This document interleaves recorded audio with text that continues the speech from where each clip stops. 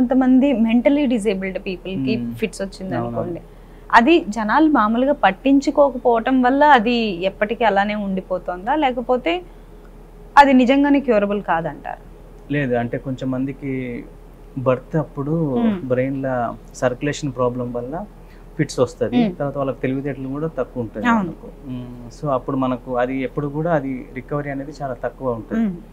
అంటే మనకు సర్క్యులేషన్ వల్ల పుట్టినప్పుడు వచ్చే ప్రాబ్లమ్స్ ఎప్పుడు కూడా అది పర్మనెంట్గా ఉంటుంది.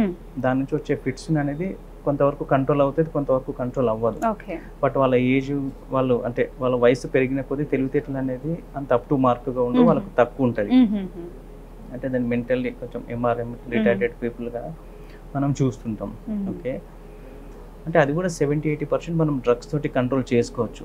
కొంతమందికి మనకు కంట్రోల్ అవ్వదు, అది రిఫ్రాక్టరీ అంటాం. అప్పుడు మల్టిపుల్ డ్రగ్స్ యూజ్ చేయాల్సి ఉంటుంది. ఇంకా వాళ్ళు కొన్ని అదర్ మెథడ్స్ కూడా ఉంటాయి, అంటే కీటోజెనిక్ డైట్ ఉంటుంది, ఏదో సమ్ అదర్ వ్యాగనర్ స్టిమ్యులేషన్ అని చెప్పేసి కొంతమంది సర్జరీ దాకా కూడా వెళ్తుంటారు.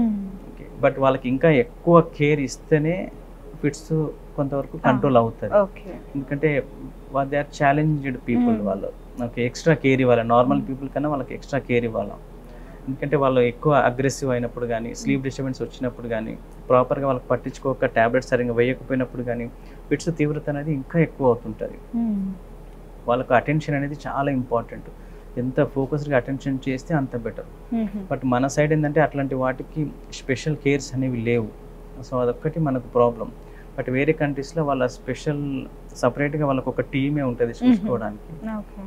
సో వాళ్ళను కేర్ తీసుకోవడము, వాళ్ళే మార్నింగ్ తీసుకెళ్ళి ఈవినింగ్ వరకు అటెండ్ చేసి వాళ్ళకు ఫిజియోథెరపీ, ఎందుకంటే వాళ్ళ వీక్నెస్ కూడా ఉంటుంది, వాళ్ళకు కాళ్ళు చేతులు ప్రాపర్గా వర్క్ చేయవు. సో వాళ్ళకి ప్రాపర్ ఫిజియోథెరపీ కావాలా. స్పీచ్ కూడా కొంచెం మందికి రాదు, సో వాళ్ళకి ఆక్యుపేషనల్ థెరపీ ఇస్తారు. తర్వాత ఒక సపరేట్ కేర్ టేకర్ అనేది వాళ్ళకు ఉంటారు. ఓకే, వాళ్ళకు ఫీడింగ్ కొంచెం మందికి ప్రాపర్గా ఫుడ్ తీసుకోరు, సో వాళ్ళకు పెట్టాలి. అవునంటే వాళ్ళకి ఎక్స్ట్రా కేర్ కావాలా. అంటే they are always like a kids. అంత ఏజ్ వచ్చినప్పుడు కూడా వాళ్ళ కిడ్స్ లానే ఉంటారు.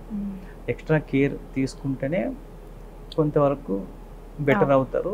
చాలా మంది అంటే వాళ్ళకి ఎప్పుడు కూడా డెఫిసిట్ అనేది పర్మనెంట్గా ఉండిపోతుంది. కొంచెం మంది నార్మల్ లైఫ్ ఉంటారు, కొంచెం మంది బిలో లోవర్ యావరేజ్ అలా ఉంటారు. ఎక్స్ట్రా కేర్ ఇస్తే వాళ్ళ లైఫ్ కూడా కొంచెం వరకు better. But they are always dependent to the parents.